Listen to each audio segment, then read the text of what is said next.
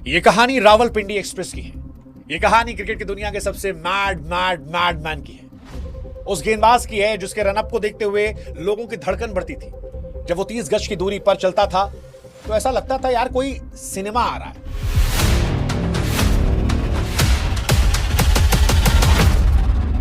कोई कट नहीं, कोई स्लो मोशन नहीं। वो लंबे बाल जब हवा में लहराते थे तो उस दृश्य को देखकर बल्लेबाजों की टांगें थर थर थर थर थर थर कांपने लगती थी।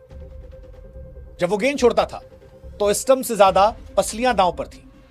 न जाने कितने बल्लेबाजों की उसने पसलियां तोड़ी। न जाने कितने बल्लेबाज ऐसे थे जिनकी हड्डियां तो नहीं टूटी लेकिन हिम्मत तोड़ दी। अंपायर जिसको देखकर सहम गया।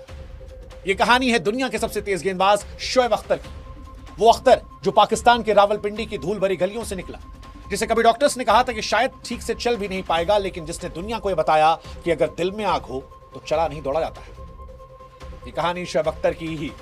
ये कहानी उस शोएब अख्तर की जिसने ईडन गार्डन के 1 लाख लोगों को खामोश कर दिया था, जिसने जब 161.3 किलोमीटर की रफ्तार से गेंद फेंकी तो इंसान को मशीन से तेज साबित कर दिया, जिसने ब्रायन लारा से लेकर रिकी पॉन्टिंग तक दुनिया के बड़े सूरमाओं के दिलों में डर बैठाया कि अगली गेंद विकेट पर नहीं जिस्म पर लेगी, जिसने सौरव गांगुली की छाती पर इतनी गेंद मारी, जिसने जस्टिन लैंगर को घुटनों पर लाकर पटक दिया।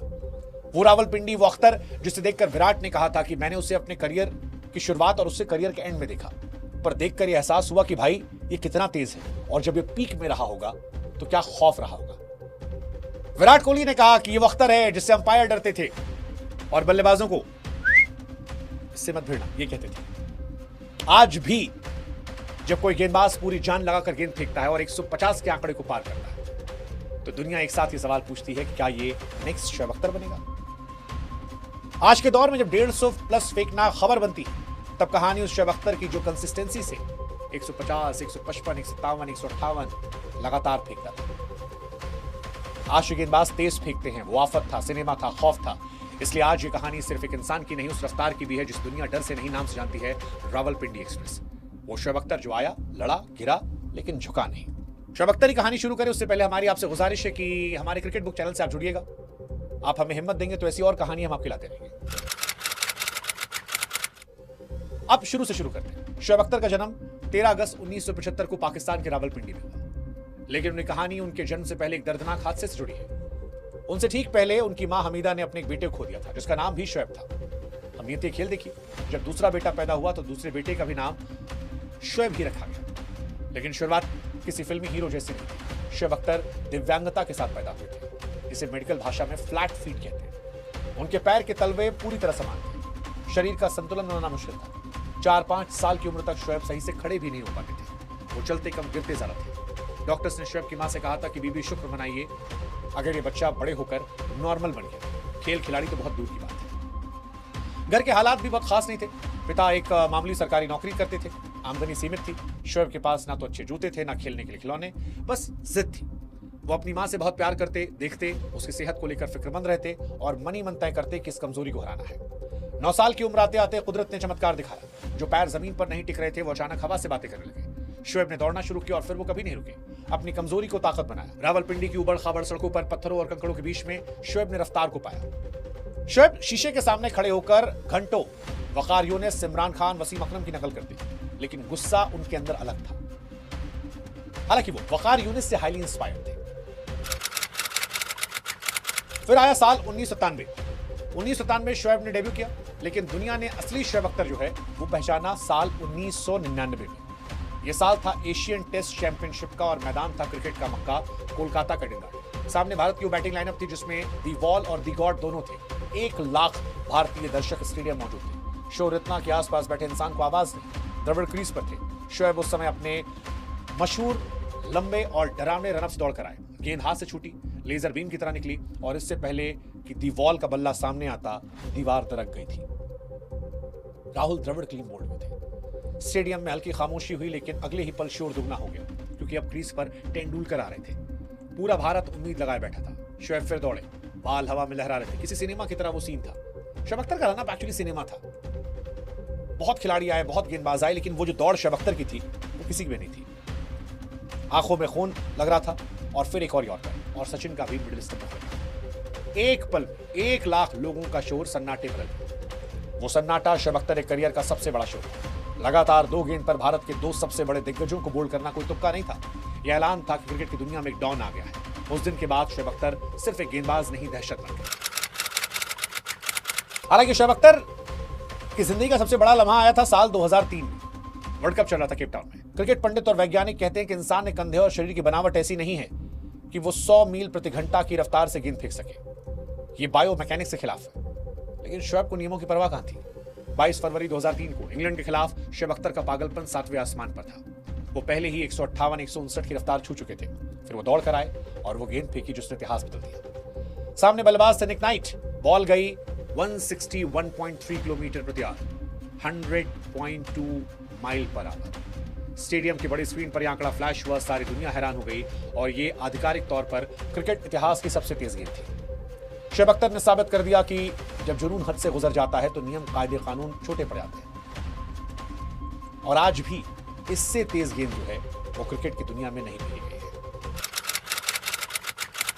शोएब अख्तर का खौफ सिर्फ रफ्तार का नहीं था, उनकी पर्सनालिटी का था। और मेरा फेवरेट जो शोएब अख्तर का मूवमेंट है वो है जस्टिन लैंगर के साथ। जस्टिन लैंगर दुनिया के क्रिकेट में सख्त जान वाले खिलाड़ियों में थे, टफ गाय, बॉक्सर की तरह, जो बॉल खाने के बाद मुस्कुराते थे, डराते थे सामने। लेकिन शोएब अख्तर ने उनके साथ भी खेल किया। बड़ा इंटरेस्टिंग मैच था वो। शोएब अख्तर गेंद फेंकते हैं, लैंगर शॉट मारते हैं, बॉल पकड़ जाती है। अख्तर सामने आते हैं, आंखों में घूरते हैं, कुछ कहते हैं, लैंगर जवाब दे देते हैं। शोएब अख्तर जाते हैं, अगली गेंद बाउंसर, पुल करने की कोशिश, लेकिन बॉल इतनी तेज लगती है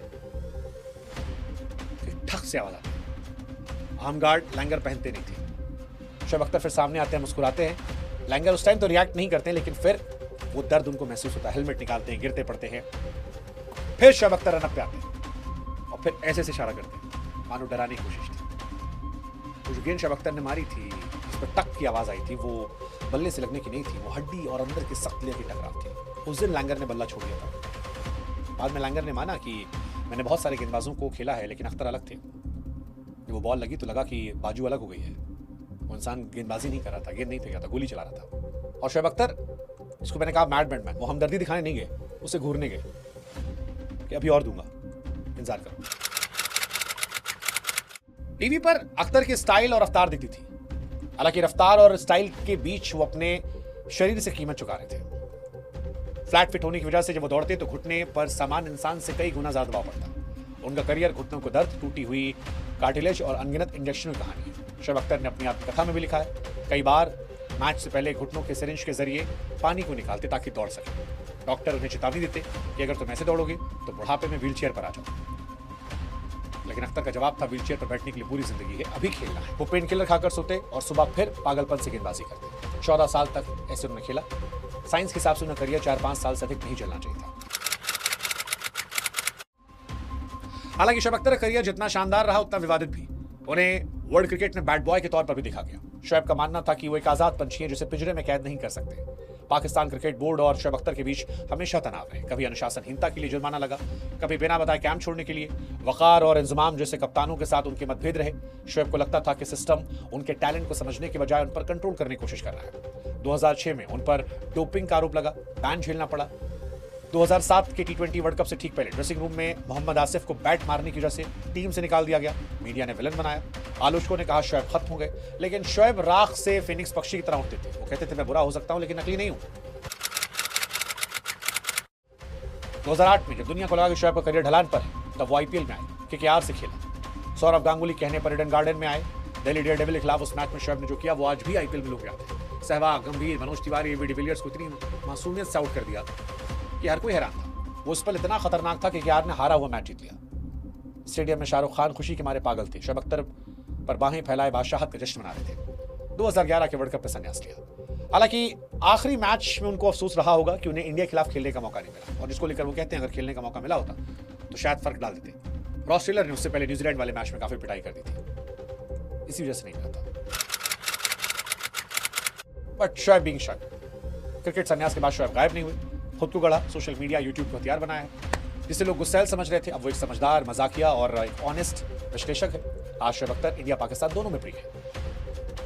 वो पाकिस्तान टीम की भी आलोचना करते हैं, इंडिया की भी तारीफ करते हैं, और इसी वजह से शायद उनको लोग पसंद करते हैं। शोएब अख्तर सच कह देते हैं। अख्तर की कहानी हमें क्या सिखाती है? सिक्योरिटी के बारे में नहीं, ये कहानी उस जिद की है जो नामुमकिन को मुमकिन बनाती है। एक दिव्यांग बच्चा जो दुनिया का सबसे तेज गेंदबाज बना, गरीब लड़का जो दुनिया का सबसे अमीर क्रिकेटर बना, एक विद्रोही जिसने सिस्टम से लड़ाई लड़ी। आज के दौर में गेंदबाज अपनी फिटनेस बचाने के लिए स्पीड कम करते हैं, लाइन लेंथ फोकस करते हैं। लेकिन शोएब ने बताया कि पेस जो है वो मसल से नहीं जिगरे से आती है, और जिगरा तो सिर्फ रावलपिंडी एक्सप्रेस में था। क्रिकेट में बहुत सारे बॉलर आए गए, पर कोई शोएब नहीं बना, क्योंकि ट्रेनें बहुत आती हैं, लेकिन पटरी से उतार देने वाली आंधी सिर्फ एक बार आती है। रावलपिंडी एक्सप्रेस हुई थी। अख्तर की कहानी अधूरी हो सकती है, विवादित हो सकती है, लेकिन बोरिंग नहीं है। खुली किताब है जिसका हर पन्ना खून पसीने आंसू से लिखा गया। शोएब अख्तर आए, दहाड़े, जख्मी हुए और झुके नहीं। कहानी शोएब अख्तर की थी। कहानी कैसी लगी? शोएब अख्तर की जिंदगी के किसी एक खास हिस्से को आप सुनना अलग से चाहते हो तो आप कमेंट करके बता सकते हो। बाकी आप बताओ, what's your favourite Shoaib Akhtar moment? मेरा कोलकाता टेस्ट और जस्टिन लैंगर वाला, लारा वाला भी चलो, आप बताओ।